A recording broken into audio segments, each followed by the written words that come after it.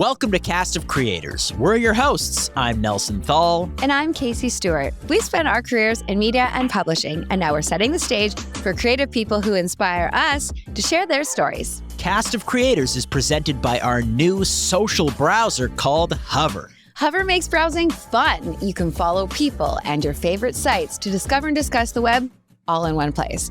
Download Hover, that's HVR, in the App Store or the Play Store. Today's guest is Kaye Parker, a Toronto-based creator and media personality. We talk about the trials and tribulations of being a young musician, a mom of three, and the power of authenticity when growing an online community. This episode is just Kaye and I, so let's jump right in. Welcome to Cast of Creators, Kaye. Thanks for having me. So, where did it all begin? I know you grew up in St. Catharines because my mom's from Welland. Okay, stop. You're from Welland? Well, I am not. But my mom is from Welland. She grew up in Welland. So I know St. Catharines fairly well as a through town. I'm sorry about your mom. Yeah, you know what? I can understand that. Just kidding. I love my Welland people. She grew up, I guess, in the 50s in Welland. And I have cousins that grew up there and Font Hill, all through there. Font Hill's fancy now. It is fancy now. I know. A lot of nice places out in Font Hill. Yeah, so I was born in St. Catharines, okay, but that's not where I stayed. That's not where I lived. I actually lived in Niagara Falls. I grew up there. You grew up in the Falls? Yeah, it's not really better when it. Oh, wow. Ooh. There's a certain, something about people who grew up in the Falls. I know. Bit of an outlaw. A little bit. Yeah. And they were like, so okay, I was getting a little too crazy. So that's when they decided before I turned 13 to move me out into the country, into Niagara-on-the-Lake, to calm myself down. It's probably a good decision because you grew up on basically, Clifton Hill pretty well then. Yeah, I do. Yeah, I bet. Except for where I lived in the Falls, it was more of a nicer, it was like a little mini Italy. I lived in this really beautiful community. I wonder if you can guess where it was. Oh, well, no, I can't because you know what? My knowledge of the Falls is pretty Falls/power generation. Okay. Other than that, it's not really, much. I don't know much. So there was like an actual like Clifton Hill, but then like where I'm from, we were like pretty far from it. We were in our own little community. It was actually very, very sweet. But towards the power generation or away from the away from the power Everything generation? was away. Okay. Everything. I was actually closer to Niagara-on-the-Lake. I was on the cusp of Niagara Falls and Niagara-on-the-Lake. And I was in a very, very beautiful area. Towards Lake Ontario. Guess that's even worse. Yeah, but that's what you're talking about. Yeah. Like, okay. So the community was called Mount Carmel. So that's where I was from. It's a very, very beautiful community. And sounds it. Yeah, I didn't really have to leave it. We had our own park. Carmel? Carmel. Wow. Carmel. Carmel. Beautiful. It's like a Willy Wonka type establishment. But like, it was like a little community, had like brick all around it. We had our own little park. We had our own little forest. I biked. I played with all my friends. And then like right outside of it, we had our little grocery store, our pets. Like we had everything we needed in our own little space. So I didn't really have to leave or go out. So when you were that age, though, you weren't driving, obviously, so you couldn't get to the falls by yourself. No. So, okay. So it's not, I'm not the typical Niagara Falls. No. But actually, I still had the attitude. It's a bit of a mischaracter. Yeah, but maybe not as hardcore. It's just a personality maybe not trait. As hardcore, yeah. Bit of a mischaracterization in the sense that in my mind, I picture like 12-year-old roaming Clifton Hill with her like group of girls, and that's a different. That was a different stage. No, I'm not like a downtown Niagara Falls girl. Mm-hmm. No, okay. I was more like I still played Barbies when I was like and those girls don't. No, those girls did not play. No, I just meant like I stayed within my little community. We didn't go out on Clifton Hill much unless like a parent took you. A parent took me. Yeah, because I didn't really leave outside of that. Right. I also had. My best friend was from Niagara-on-the-Lake, so I did spend a lot of my time out in Niagara-on-the-Lake anyway. Or we had a church in St. Catharines that I grew up in a Christian Pentecostal household, so I spent a lot of my time in St. Catharines in that regard. So for anybody who doesn't know, Oh God. What's the so you can say Christian. Yeah. Okay. But then when you add the Pentecostal, what does that tweak to it? Is there a specific tweak that is clear cut?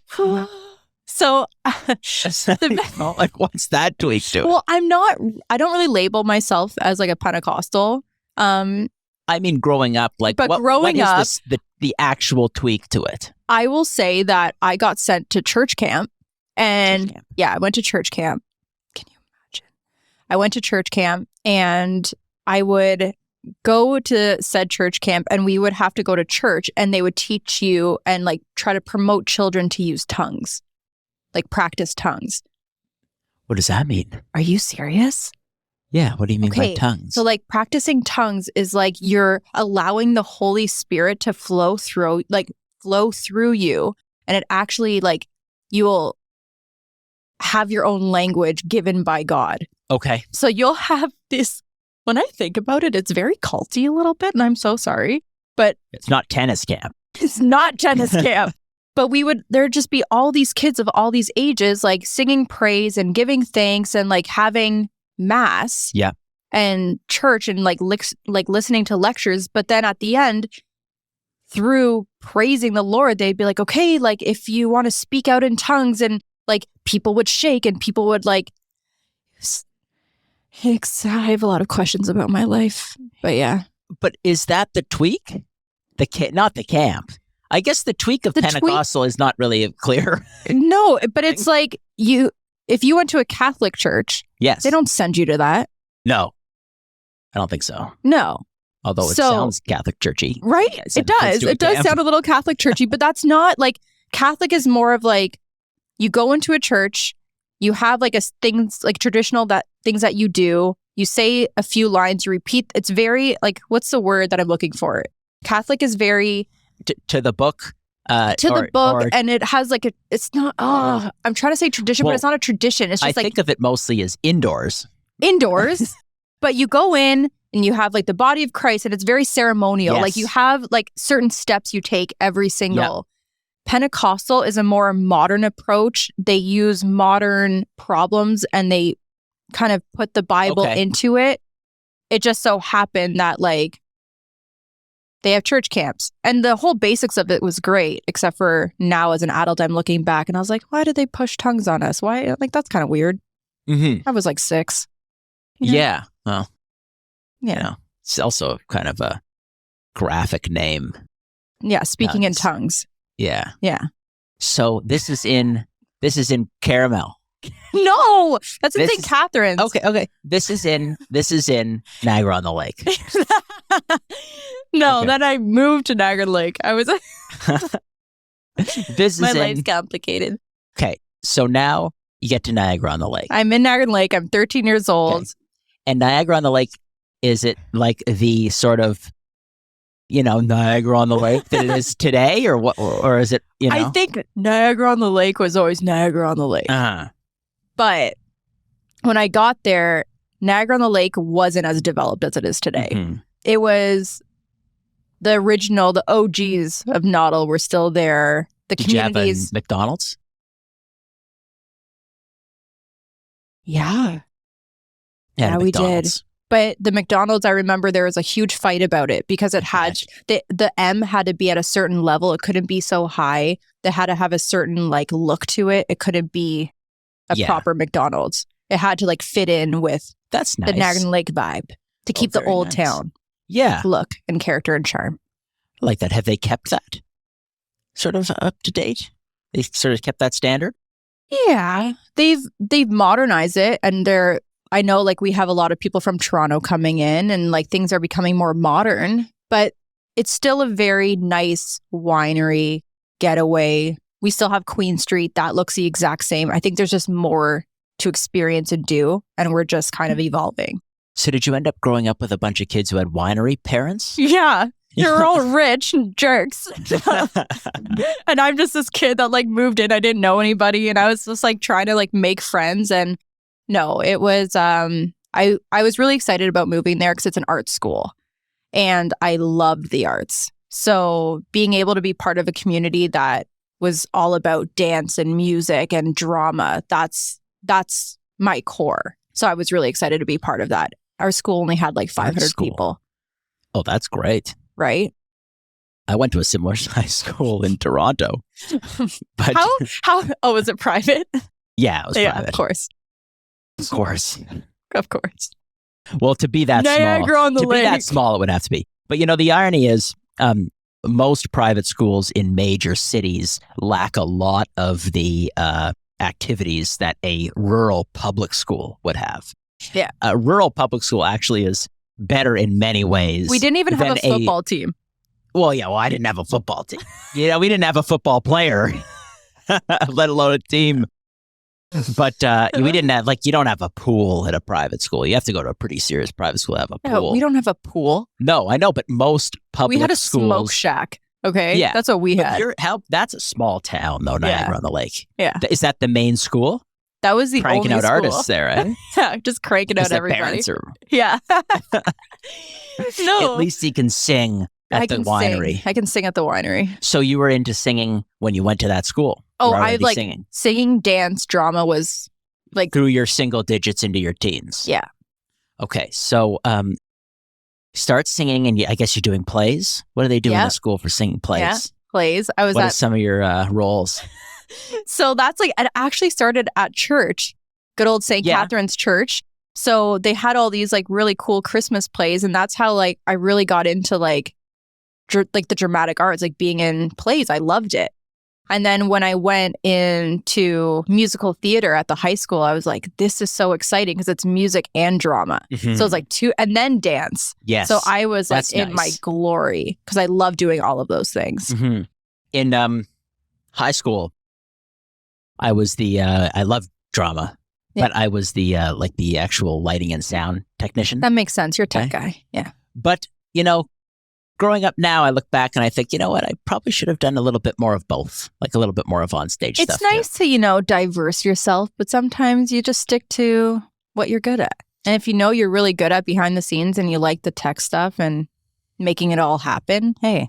There's certain interesting value in improv type stuff. You ever get into any improv? Yeah, I try improv. You're walking a tightrope with improv. It's very nerve-wracking. I'm not the best. I'm pretty spontaneous person, but I think too much, and that you can't really do with improv. The whole point of improv is you're just supposed to let go, and I am a control freak. Letting go, Okay. I got to get better with that. Well, you may want to do more improv. That's probably what improv helps with. Sign up for an improv class. I wonder if that would help. Doing that. You know what? We should do that. I'll tell you. I guarantee you, if we signed up for an improv class, we'd be nervous at that class. Okay, that would There's be very an few awful things that you experience. get nervous for, but I'd be nervous. You couldn't help but be nervous. No, I would at an improv probably class. shit my pants. Straight up. Oh my goodness! But hey, you know what? What if we sign up for an improv class? You better warn them. You should have to warn them.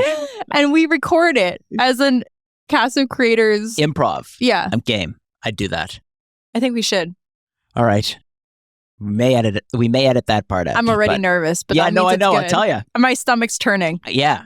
But don't worry. It's a cheap chair. Don't worry about the chair. You can do anything you want in that chair. I love it. So, what are some of the roles you had? You remember some of the plays you did in high school? You know what's funny is that no. I know. It's a blur. It is. But you enjoyed it. But I enjoyed it. So then that segued into That's sad. Yeah, but what happens? I remember doing it. I remember being on stage.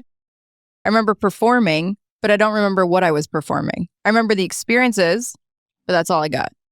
Right. That's weird. Not core memories. No, and obviously no one filmed them. No.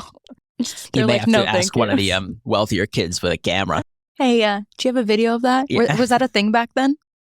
So that then evolved into writing and recording your own music. Mm-hmm. So walk through that evolution, and did you have an album or had you written a song while you were still in high school? Yeah, so I had my album called Desire Is. Okay. And I I hired, like, my parents helped me. We hired like a full thing. We made these really, really great songs. I'm still proud of them to this day. They are awesome songs, especially because I was only like 15, 16 years old. Awesome. Amazing. And all I wanted to do was be a singer. That was my goal. And like in one of my song lyrics, I said like, I'm going to be rocking on MTV because like that's what I wanted to do. I just wanted to sing. And I loved writing down my thoughts, and I loved just kind of taking my feelings and making it universal, because for me, even today, what I do is because I want to connect with people. Mm-hmm. I feel like everything from the trauma to the good points, everything about my life I experienced, and I want to share it with people because I really, truly believe that we're all the same. We all share the same emotions. We just learn those emotions through different experiences. But at the end of the day, we're all human and we all feel the same and think the same. So for me, everybody wears these masks, and I just really want to show people, like, take them off. Let people see who you really are. Be authentically you. Right. And that's why I love music. Right. That's beautiful. Yeah. That's why you love improv. That's why I love improv. Welcome to my TED Talk. Yeah. So at that age, what were you writing about? Oh, one of them was about just I Am Yours was one of them. And it was just about boys and just like, you have your first love and you're waiting by the phone and you're just hoping that they're going to call, and you're just trying to show them like, well, like, I'm here, like, choose me. Those ages are super all-consuming, Like little nuances in life are so consuming at that age. Yeah. Any passion or hobby or even, relationships are really, intense. Yeah. And like the other song was called Nothing Lasts Forever. And that was like a really intense one. And I'm like thinking like, I am 15, 16 years old. Why am I having these really intense thoughts? But I was just talking about like, no matter what I do, no matter what I say. And it was like, my parents are telling me to be this way and think this way. The church is telling me to be this way and think this way. But my soul is telling me. And I was just like, it was a really like. Sounds like a perfect storm for a good song. And that's what it was. It was a great song. I bet it was. And then I had a poppy one. Oh my gosh. Oh, Here's Your Love Song. Again, another just Here's Your Love Song. But all of it was about just, you're a teenager. You're having crushes. You're trying to find yourself. You want people to like you. You're trying to find your place in the world and who you are. And I wrote about it. Yeah. Yeah. Fantastic. So with a town that's that small, can't imagine, dating is very convenient. No. Everybody knows everybody. Everybody knows everybody, and they still do. Right. And everybody so you can't talks. really date much. But it's funny because like... You better pick your first guy because he knew he would know the second guy. And that's the craziest part. So my ex-husband, I was at a semi-formal and he saw me there. And the first thing he said, he's like, I'm going to marry you one day. And that's when I met him. Wow. We did. Wow.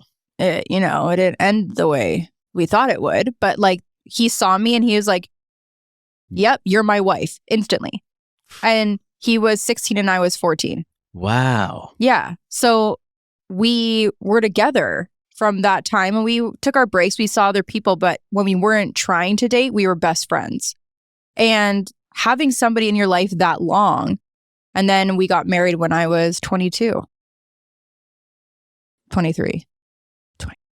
Wow, 10 years later. Isn't that crazy? Yeah, so that is crazy. I made a guy wait 10 years for me. Yeah. Well, he seemed to saw all the other girls. It sounds very Belle and Gaston, actually. Saw all the other girls. He is in a the beast. town. He is a beast, but not like in a good way. Yeah, not a nice beast, prince. Not a nice. He's not a Prince Charming. Okay, I learned that the hard way. No, but that is a thing. It's like I was in a small town, and a lot of people coupled up with and are still with people that they met in that town. So unless you actually went off and journeyed elsewhere, and typically people stayed for sure in your community. Yeah.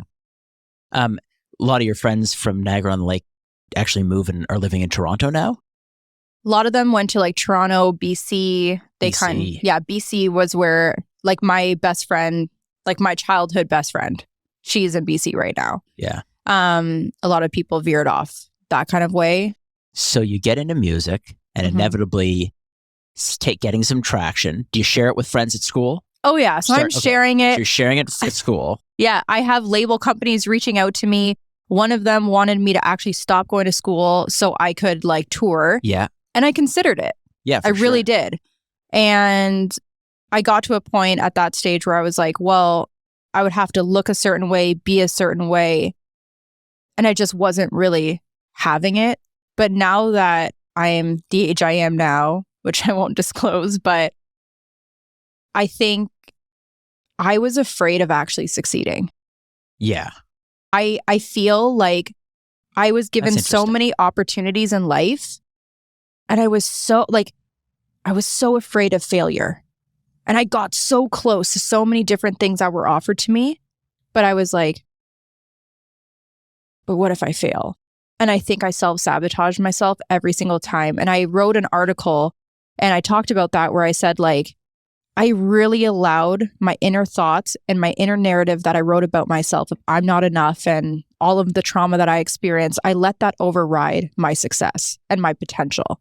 And I'm so like, I look back at myself and I'm like, man, I really wish you would have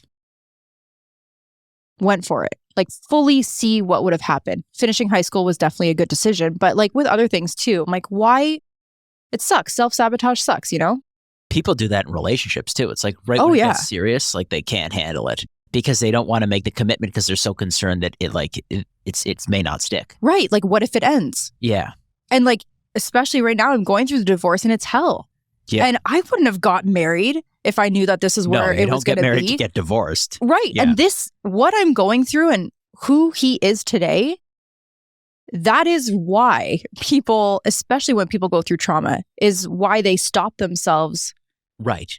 Because it's terrifying. Yeah, for sure. You don't want to be vulnerable and give everything you have and then all of a sudden it all get ripped away from you. Yeah. That's a really... Well, it in life, when you have a profound dream and you're en route to that dream, whether it's being a mother, being a father, and then whatever reason that dream doesn't actually work out, when in some respects you feel like you kind of got it in the bag. You know what I mean? Yeah. Like there's a moment, it's not something where you're like, I'm not going to have that dream. You know what I mean? It's like, no, we're en route. Like that's what it is. We're living it.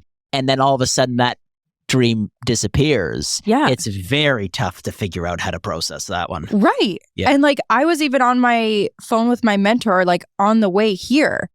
And I was talking to them and I am like, just talking about my brand and who I am and what I'm doing. And I was like, I don't know where I'm going. And they were like, well, yeah, you were taught your whole entire life. And this is a multiple of mentors that I'm combining into one, but essentially they're all saying the same thing where it's like, I was brought up to believe that you were a good little girl, keeps her head down, listens to her elders, does what she told, listen, like, you know, the basics. You go through school, you get your college, university, whatever. Your next step is you get engaged. Then you buy a home and then you make babies. And then you have your 9 to 5 and that's your life. Right. And then you have a week off once a year and you enjoy vacation. Right. That is what I thought life was about. And I'm a people pleaser. That probably comes from my background of being adopted. I always have this desire to be wanted, to be seen, to be heard. And I have a really bad fear of abandonment. So going through all of that, I was like, okay, like I'll do what people say. I want to do it. I want to make people happy. So yeah, sure, I'll do that. If that's what you tell me I'm going to do it. Even though I knew in my soul that I shouldn't be doing it, I still did it because I'd rather people like me and be happy with me than like ruffle any feathers. But all I wanted to do was break free and try to figure myself out. Right. So then I finally get to this point where I remember I sat down with my dad in the summer a while back and I was like, I am so unhappy. Like, I have the perfect life. I have this massive house in the country, no neighbors, white picket fence. I have my dogs. I have a husband, very successful. I have my beautiful children. I have literally the perfect life. And I hated every part of it. Right. Like, Wow. And it wasn't that I hated my kids. It's not that I just hated the way I felt. Right. I felt stuck. I felt like my identity was gone. I didn't know who I was, what I liked. I just became a mom and a housewife, a farmer's wife. Right. It was like it was all written. Yeah. Yeah. And I was like, what happened to me? What happened Right. to my goals, my dreams, my fulfillments? I would try all these little things, but then I realized all of those things were just distractions. Right. And then so when my son died, which is actually 4 years ago today, it's, Wow. yeah. Wow. I'm sorry to hear that. No, it's, you know what? Like, this is My daughter's birthday. I know. When you said that, I was like, oh. No, but I'm happy that I'm at this point where I can say, hey, it's 4 years and I'm not crying. I'm still moving on with life. Like, time does heal. It's not like, not to say that I cried over it. I had my moment, but like, I'm moving in a healthier direction. And that was your first pregnancy? My fourth. Your fourth pregnancy. My fourth, yeah. Okay. And because of his death, I realized a lot in my life. And I was like, I took it as like he kind of died so I could get my life back. Wow. And that's like a really intense thought and feeling. But I truly, truly believe that he risked his life so I could get mine back. Was this a late stage miscarriage? Yeah. Wow. So I gave birth to him at home. It was beautiful. I always wanted to have like a bath birth and a home birth, but I never could with any of my other pregnancies because I was always high risk. And with this one, I did. And it was intimate and it was beautiful. And I'm always going to hold on to that memory. But when he passed away, I was like, all right, I never want to experience having a baby again because I never want to lose that baby again. I don't want to feel a kick and it just, there's a chance that it's, yeah. And then you're just like giving birth to your future and you're just like, it's gone. It's literally taken from you. And you're just kind of like, I had a quote and this is like super dark and I'm sorry, but it was like, no problem. It said, I was looking at my Facebook memories and it said, it's really interesting when you see your future in fragments going down the bathroom drain. And that like is something that always stuck with me. So I was going through these really intense emotions and because I went through this huge, like I was mentally checked out. I did a lot of poor choices. I did a lot of things that were very out of my character. I was not in a good headspace. And then I was going through all these things and I had to heal myself. And through this healing, I had to do a lot of inner work where I was like, what am I doing? And I evaluated every part of my life. And that's when I created my show, Trials and Tribulations, where I talked to other people and I was learning about other people's trials and tribulations. And it was actually a tool for me to get better and to be healthier and happier. But also I was trying to show people that like, hey, we can all connect on this level. We've all experienced loss. Just some are different formats than the other one, but we all feel the same. And so I'm learning and I'm healing. And then now here I am. Wow. It's beautiful. So like, yeah. It's a wonderful way to manage the pain and the insight from it. Well, a Just lot of talking to other people. Right. And a lot of people don't want to do it. A lot of people try to like, they don't want to either put the burden on it. It's very stigma. Mm-hmm. A lot of people are like, they deal with everything inside. And I had so many women that messaged me. I was doing so many different podcasts and I was on like the news and I had all these things and people were like, it's so amazing that you're so open. And I'm not just like a little open, like I am open. So I give people like the full description if that's what they want to hear, because I want people to know that they're not alone. Yeah, absolutely. And you know what? When you start to, and I felt this way with our infertility work, but when you start to realize that being open is a route to your self-healing, it's like you get a taste of it and then it's like, okay, happy to be open with it. And you realize like the best way to heal yourself is to actually be open with it. Right. And even like people are just like, oh, write down your thoughts. And I know that sounds really stupid, but my favorite thing is to read my old thoughts because now I look back and I'm like, man, 4 years ago, this is where I was at, but look at where I'm at now. Right. And I can see the development in my progression and I can see where my thoughts were and what I was thinking. And then that helps me know like where I can attack on how to heal that fragment of my thought process. Wow. So you were saying that originally you were told that you couldn't have kids. Yeah. So I had cervical cancer when I was 18. Oh my God. So I did like everything. I had like the surgery. I did it all. And after that, they were basically like, they were just like, we wouldn't bet on it. Yeah. They were like, we did the procedure. And my husband at the time, he had non-Hodgkin's lymphoma cancer when he was 4, and he had like a 5% chance of living overnight. So he had all his chemo and therapies and all the stuff. And the drug that they gave him, they're like, this will either kill him or keep him here.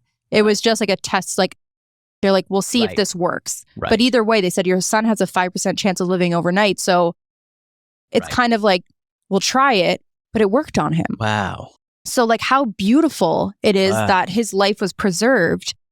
And then now, like every year he still goes and gets tested because they're like, wow, like, and look at you, like, what are your symptoms? Like, how are you feeling? What are you doing? And I remember going to one of his appointments and they're like, no caffeine, no heavy lifting. This guy's a farmer who drinks so much Coke and coffee. Right. And yet he's like, his favorite Marvel character is Iron Man. And it's like, yeah.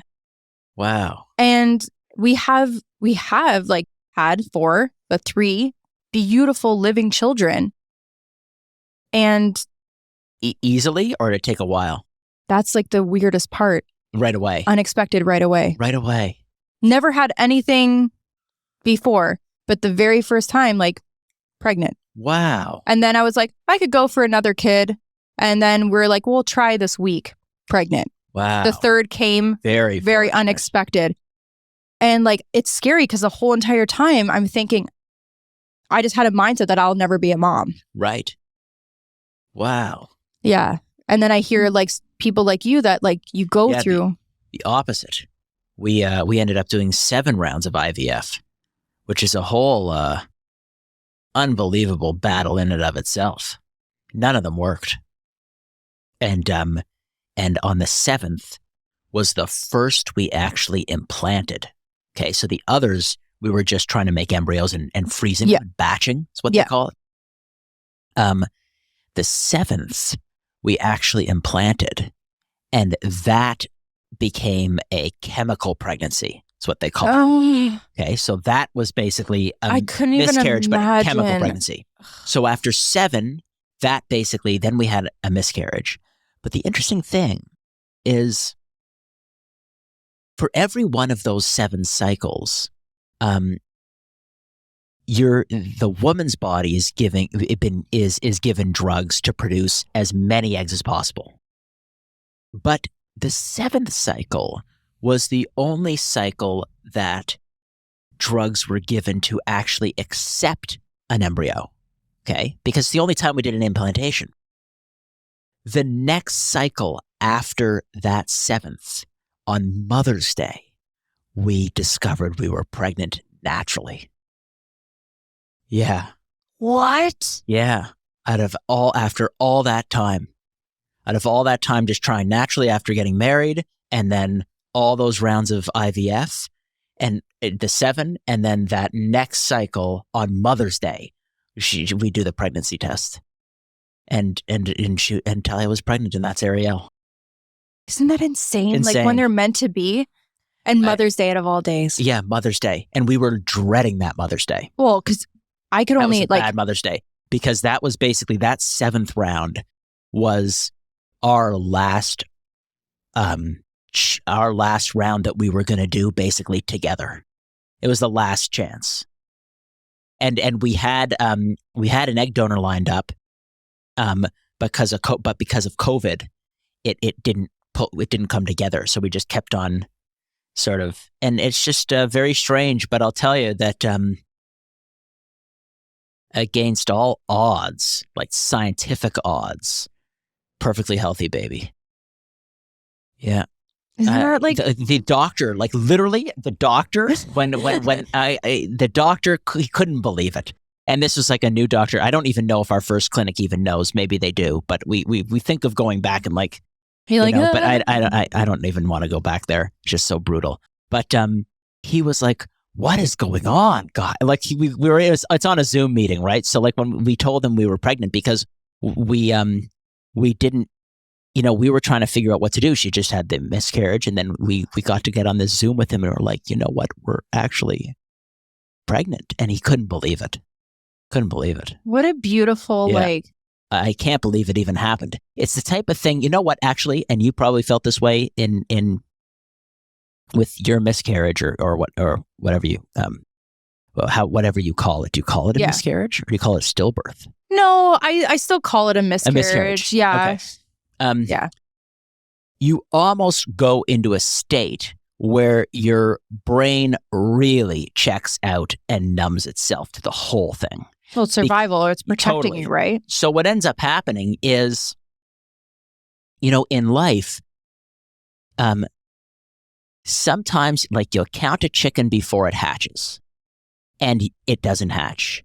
And then you'll sort of half count the chicken, and then it doesn't hatch. Okay, so that was like our first maybe 2 rounds, okay? But then like the 3rd, 4th, 5th, 6th, 7th, by the time you're at that 7th, you're not counting even any minuscule of that chicken, okay? And that doesn't help. It's the reverse. Right. You're actually just like, you're completely disassociated with the outcome in some respects. And all through that pregnancy, what was interesting was, since it was COVID, I never heard the heartbeat, but you could feel your baby kicking and everything. Yeah. But all through that pregnancy, you're half protecting yourself by not really envisioning a baby, a healthy baby, on anything. It's because like you're you're waiting so for the egg sick. to drop. Yeah, like you're just so sick of counting chickens, and it's like you're not counting chickens anymore. You just, no pun intended, like you're not counting a healthy baby anymore because it's like you're so used to seeing them not hatch. Right. And so the day that so Ariel's birthday, when she was born last year, in the late morning, first of all, Talia, she went into this C-section like you would go into a haircut. Okay, she was such an unbelievable trooper. I don't know how she went into a surgery like this, like so calm, just unbelievably calm. I just posted a reel today where you can see some of it. But she was unbelievably calm, and she went in like you'd go get your hair done, and it was like nothing. And she had battled. It was the battle of her life to have that baby. But I bet, and I can't imagine. I can't even for a second. I can empathize, but I can't imagine what she was going through and what thoughts were going in her head. But I could only assume that she was like, until I hold that baby. Like, she probably thought it wasn't real. She was incredibly headstrong through the whole thing, in the sense that there wasn't a month she didn't track her cycle. There wasn't, she did 7 rounds of IVF within a year and a half in COVID, when it was a real aggravating to deal with the clinics. And if anybody's familiar with IVF, it's very, very traumatizing to the woman's body. Like everything's, I know she dealt with it. Her body seemed to have dealt with it well, but for some women, like, it's just wild times. Okay, I wouldn't describe her as like that, but for some women, it just hormonally, it's off the charts. Yeah. So okay, so you are now in this. So you're in music. I'm in music. You're in music, and then you get basically into you're engaged, and you're into marriage. Well, so when I decided that I was going to finish school, because this is high school though. This was high school. Okay, right? Because you met him at 14. Yeah. Okay, so this is high school. I was like, you know what? I'm not going to go on tour. I love music, but I'm going to finish high school, and I'm going to do what my parents told me to do. So they're like, before you just go, just finish high school. Finish high school, get a diploma or degree, because they were always like, if it doesn't work out, you have to fall back on something. Mm-hmm. So I was like, okay. So I was like, well, I'll try this college thing. So I just went to a local college. I was like, I'm going to study travel and tourism. Okay. I was working at hotels. I was in the industry. So I was just like, doing it. And I was serving and being a barista, and I was a workaholic. That's all I did was work. And I remember I became a manager of a hotel. I was the youngest manager of a Niagara Lake hotel at the age of like 20. And I was in school and I was like, so what do people get after this program? They're like, oh, well, you could be a manager of a hotel. And I'm like, but I am one. Right. Wow. So this is stupid. Yeah. Right. And I'm just like, well, so what are you going to teach me that I haven't learned from actually being in the industry and I've already learned it all? Right. So I ended up withdrawing from the program and then I just did my own thing and I just kept working at the hotel, managing the hotels, but I knew I didn't want to be in that industry because I'm like, I don't want to work shift work. I don't want to work holidays. That's just not my vibe. That's not what I wanted to do. So I ended up buying a house when I was like really young and I just kept serving and just kept on doing odd and end jobs. I ended up meeting him back and we like reconnected and he's like, hey, like, let's try this. I would really like to try to date you. So after X amount of years, we tried. And I was like, you know what? Like, it's not really going to work. I don't feel it. And I broke up with him. And then like a couple of weeks went by and I was like, hey, buddy, I'm pregnant. So oh, wow. I was like, do you want to get married or do you want to be like, do this as friends? And he was like, well, I think we should like give it a fair shot. I think that's the universe's way of saying, hey, like, stop with the BS. Let's do this fully. So then that's when we decided. He was like, this is your 23. Yeah. Yeah. I was pregnant at 22. We got married at 23, but I was like I guess a little bit like halfway along when we actually ended up I had a big belly on my wedding day. But he was in school full time, no money, he had nothing. And I had to sell my house because we couldn't afford to live there. I had a really complicated pregnancy. I was in and out of the hospital. I had all these problems. And then, we had our boy and we were living at my parents' house. We raised the baby at my parents' house. That's nice. Yeah. So it was a huge help. That's a big help. Oh, while we were living there, his father gave us a house to live in. So he was renovating the house. It's a farmhouse. And so he was doing that while I was at home raising the baby. We ended up moving into the home that his father gave us. And we were just living there until we could, get money to buy our own house again. But that came along later. So and then when my son was 9 months pregnant, I got pregnant again. Wow. So then I just spent the majority of my life. Wow. So you were pregnant again when your son was 9 months. Yeah. Oh. So they were 18 months apart. Right. That's like my brother. And that's like my brother and I. So it was insane. Like they are so close. And then I had another one. And then I had another one. So like our whole marriage was just me being pregnant. Right. That was it. Like that's what I was. I felt like so you were pregnant through most of your 20s. That's what my 20s were. Wow. I was always segregated. Like everybody else around me was partying and going to school and having all these experiences that I've never, and still to this day, never had. I don't know what it's like to go off to university or to college and like experiment dorm and like, I don't know what that's like. I had a full family. Right. And now it's funny because like I'm at the age now where all of those people who were doing it then are just having babies now and just getting married now. And I'm like, I'm in my first divorce. Right. So I'm again isolated because nobody is at my level. And the only people that I connect with are people in their like 40s and 50s because that's where they're at. Right.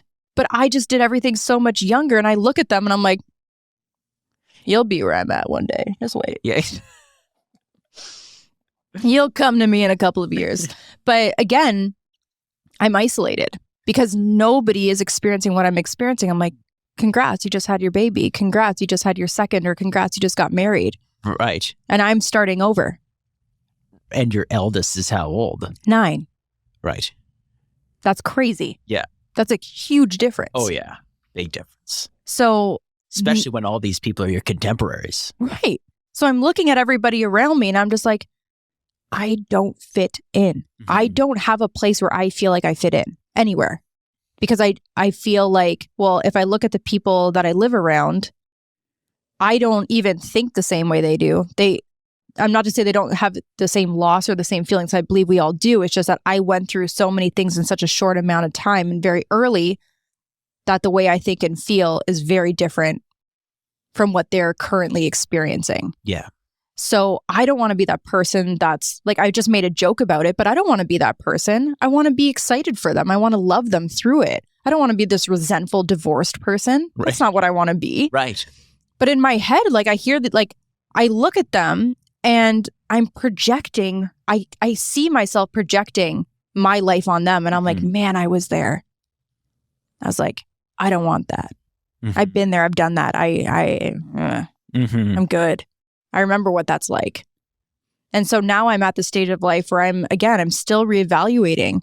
It's like the first time where I get to make my own choices of like, where do I want to be? Right. Who am I? In your whole life. In my whole life. I'm still restricted. Like I have guidelines. Like, unfortunately, like I can't choose their father. Their father's their father. And I can't take my children. Like Kim Kardashian.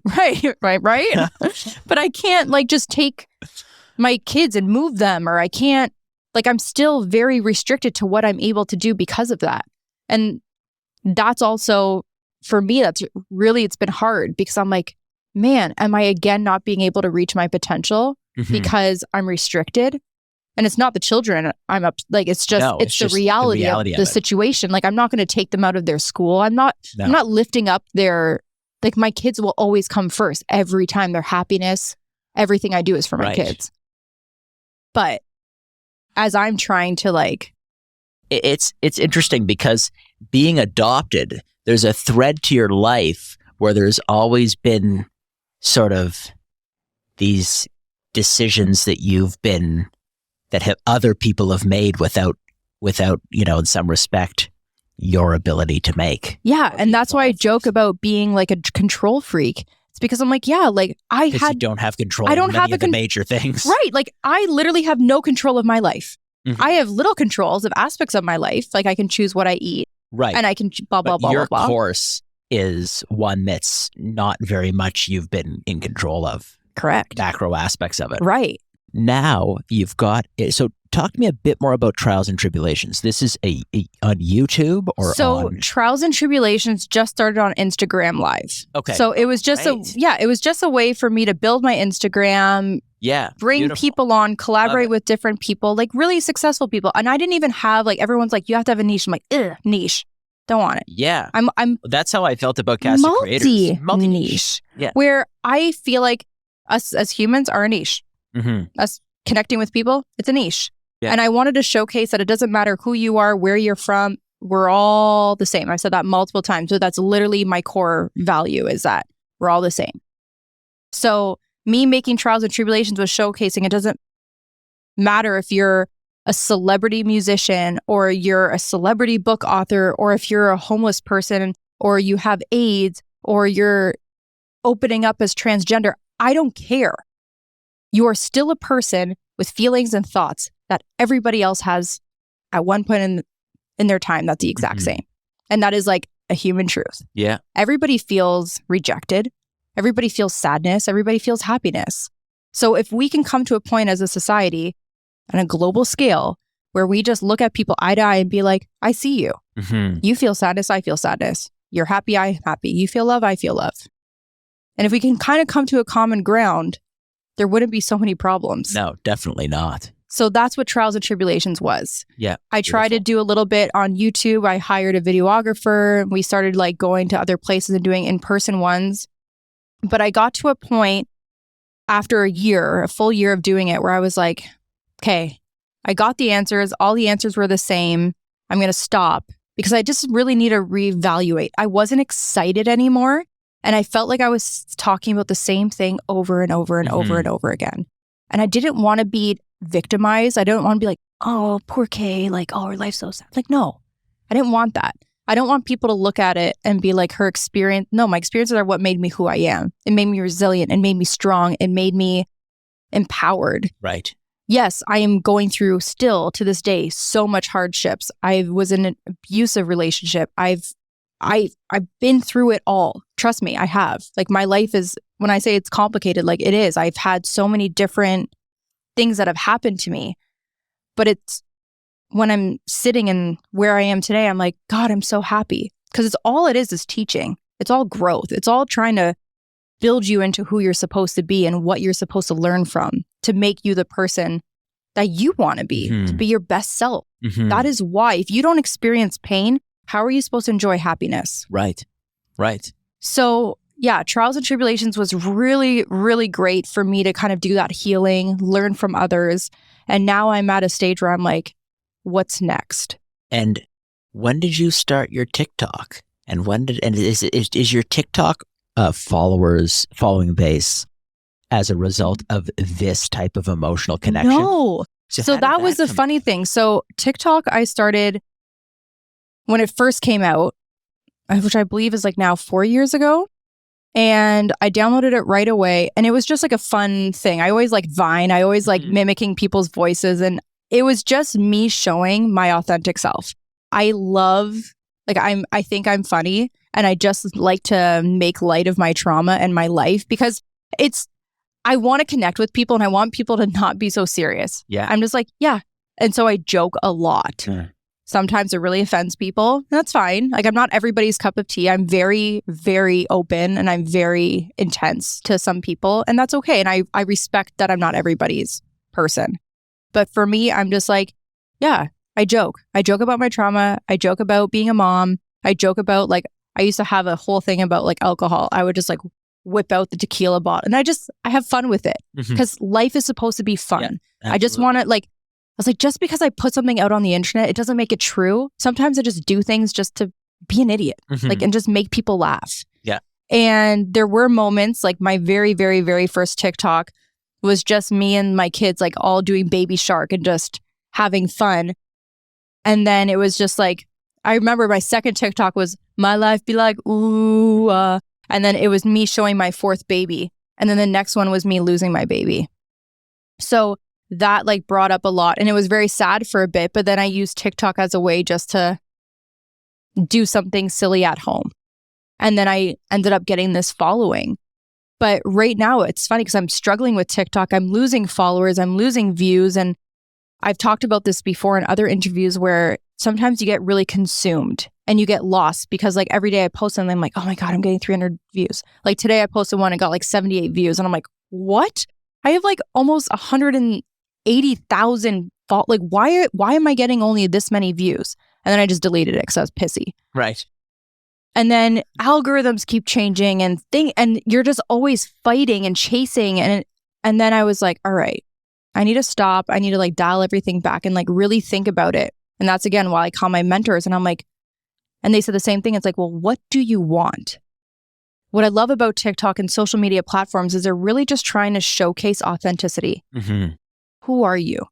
How are you going to connect with others? Communities. That's all people want is to connect with people. That is why we have social media. It's to learn and connect. That's it. So when I'm looking at my social media and it's just me dubbing a bunch of sounds and being silly, yeah, that's great for like, but what's my point? Right. If I want to monetize it, what are they going to monetize? Right. Nothing. I don't have anything I'm monetizing. Right. I know what I'm talking about. I've managed a lot of social media accounts. That's what I do. I do brand development. I do sales, marketing, social media. That's what I do. I know it very well. But it's funny, for my own, I'm lost. And then my mentor was like, that's because you're lost. It's the first time in your life. They're like, what do you do when you're alone? And I'm like, what do I do when I'm not ever alone? I don't know. And that was the whole point of my marriage. I lost myself. Yeah, you weren't single very much. No. Yeah, you've never really been single Never. Until now. Right. And even still, I'm dating. Right. And I'm still in a relationship, like currently. Right. And I think about that all the time. And just the other day, he came over and he was like, I was like, I think I need space. Not like from just like alone. And I really value being alone. And it's not like his problem. It's not anybody's problem. It's just that I don't know what it's like to just be alone. So I told him today, I'm like, one day I'm just going to turn my phone off for an entire day. I'm going to sit in a tub and I'm just going to think without any distractions. And I'm going to be alone all day. And I would love to know what I think about. One of the nice things, though, is that having kids gives you a bit of it allows you to at least not feel completely alone. Right? Because I imagine before kids being adopted, if you are alone, you can really feel alone. Oh, I used to look at my parents and I'd be like, I don't know who you are. I'm not connected to you. Right. Like, if like you looked at your mom and you're like, oh, I have my grandparents' eyes or I have my dad's laugh, and you connect. Yeah. I've never had that. Right. I don't know what it's like to like hear stories about my loved ones and be like, oh yeah, that's where I get that from. I remember when I first met my mom, I was like, how old are you? 18. And I looked at her and we're like twins. She just looks more like tired.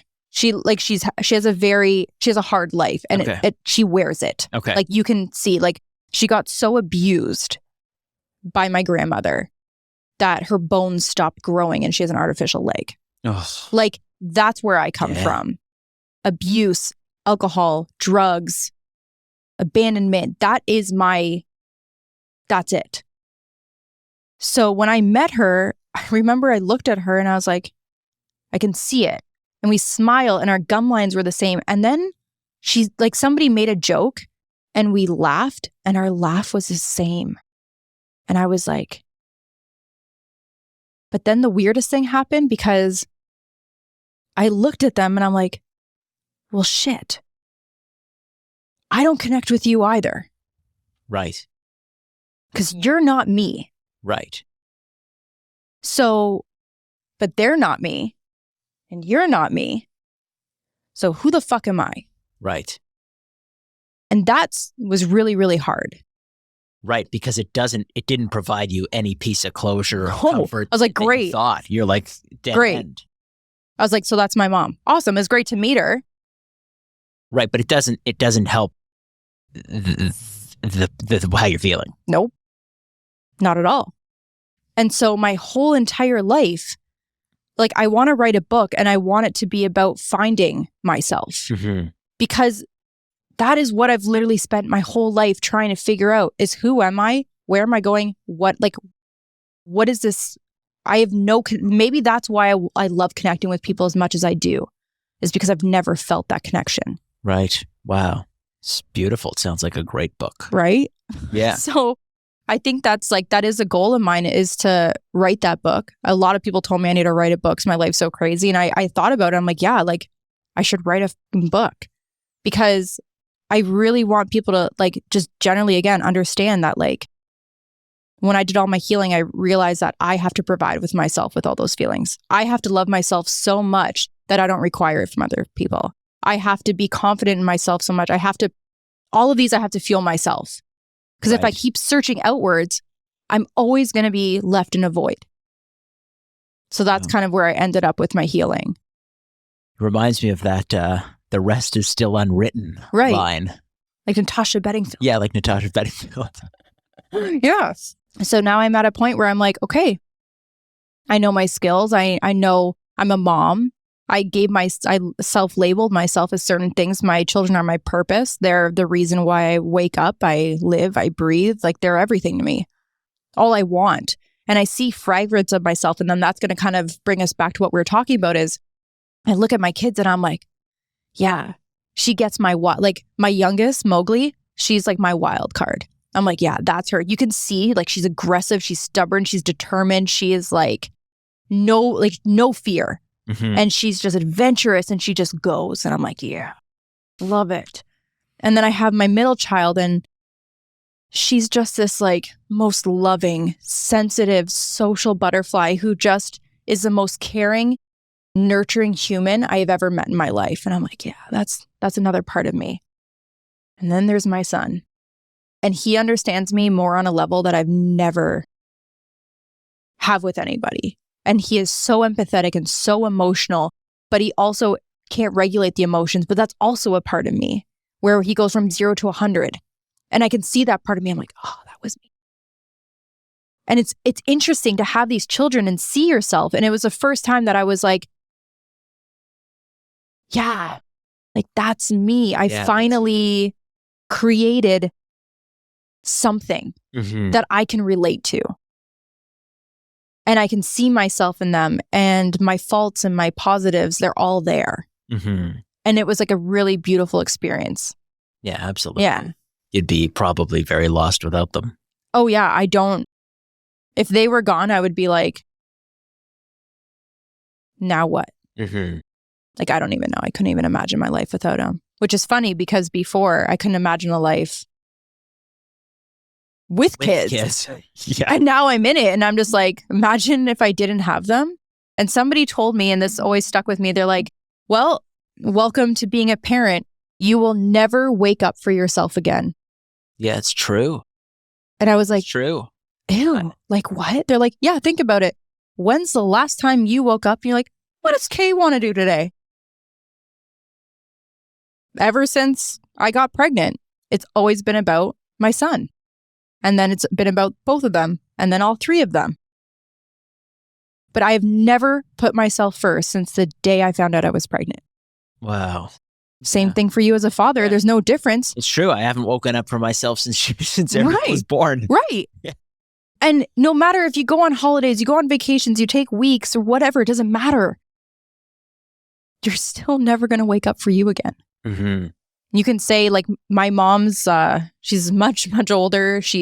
Has Parkinson's and she's ill, and she still says she never wakes up for her anymore because she's always like, she's stressed out about my divorce. The other day, she was like, my dad, I shouldn't even be saying this, but it's a really funny story, but she was sleeping and she's punching my dad. And my dad's like, what? And she's like, oh my gosh, I thought you were Sarah's ex-husband. Yeah. And like, wow. because that's like, even when she's sleeping, she's hurting. She's feeling me. Feeling it. And she looks at my situation. She's like, this shouldn't be happening. This isn't right. This isn't normal.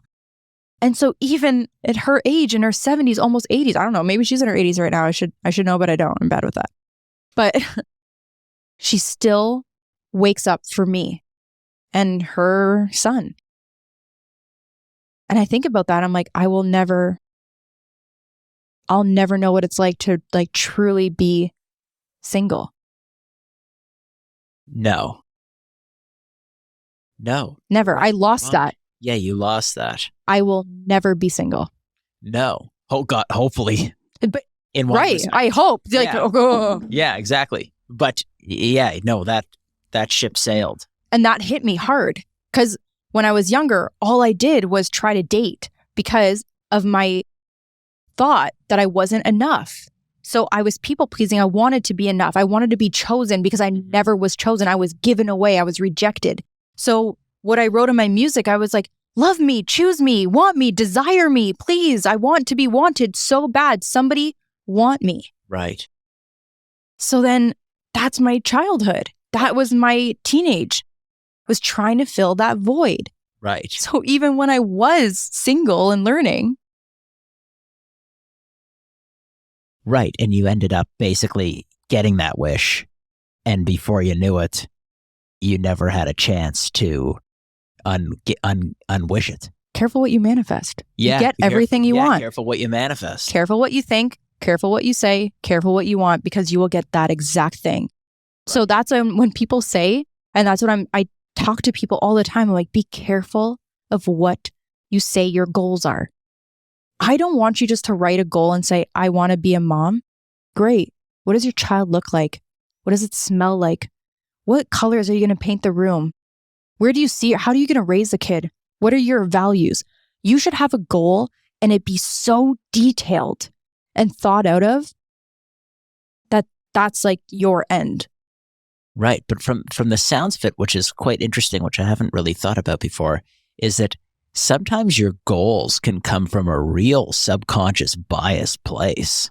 Yeah. You know? Your perception and everything you experience becomes your narrative and your reality. You are the creator of your own reality. And I say, I'm like, this is my narrative because of what I've experienced. So I'm going on life based off of, like, I joke now that I'm this huge feminist that hate men. Love you all, like, just joking. But not really. because I've been constantly screwed over by them. Mm-hmm. Literally my entire life. I've been abused in every form from a man. So now, like my poor partner now, I'm like, I told him, I sat down, I dated, I'm like, you have to know that if you try to control me in any way, or if you show any signs of ego, I will do what I want, when I want, where I want, how I want it, and you will have no say. And that's it.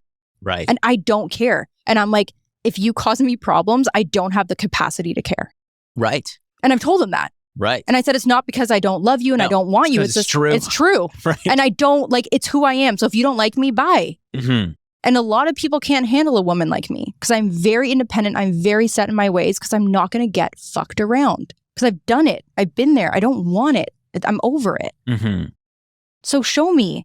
Like, if you say you're this person, show me. But if you're not, I'm not going to sit around and wait for you to change because you're not. Mm-hmm. I've also learned that. Yeah. So I don't try and change people. no, because you can't. People I don't are, think you can either. you can't. People say, well, no, because they'll always go back. Unless they want to change, that is the only way that somebody will change. And they're going to have to put in a shit ton of work for it. Mm-hmm. Because to change, like even in my 4 years, I just talked to my best friend about it. She came over and we were just chit-chatting with our kids. And she was like, who I met like a while ago is not who is here in front of me today. And we were looking at photos of myself. And she says, I don't even slightly look the same as I used to look. And that was spooking me out. But I was like, yeah, because I'm finally being who I am. Mm-hmm. I'm finally becoming... doing the work. I'm doing the work. And I've done the work and I'm still doing the work. The work never ends. Yeah. And that's what people think. And if they don't want it, they're usually stopped because they're too afraid to do the work. Like, can you imagine just spending time going in your darkest self and seeing it face value and being like, whew, that takes a lot of guts Mm-hmm. to actually do your shadow self and do your shadow work. It was not fun. Right. Being accountable for everything that you've done. Well, it's tough. And in your situation, it's pretty easy to point the fingers to everybody but yourself. Right. Because you're like, well, you did this and you did Yeah, that. and you because did they have made decisions that have impacted you. that. Right. But how those decisions end up manifesting in your life now that you're in control of your life is the joke's only going to be on you. Right. That's the thing. Right. And even still, it's not that I didn't also, I could have said no. Right. Like everybody has choice in some regard. It's not that you don't have choice. Right. It's just that it's like a perfect storm to manifest the thing that really is too biased to the, the foundational emotions of your arc. Yeah. Yeah. So End up manifesting something that you think is your solution, but it ends up being your prison. yeah. And it's funny, like it was like I look back, oh God, Facebook memories, man, they're like so great, but so horrific because I look at my past self and I'm like, I look so happy. Mm-hmm. But that's the key about social media.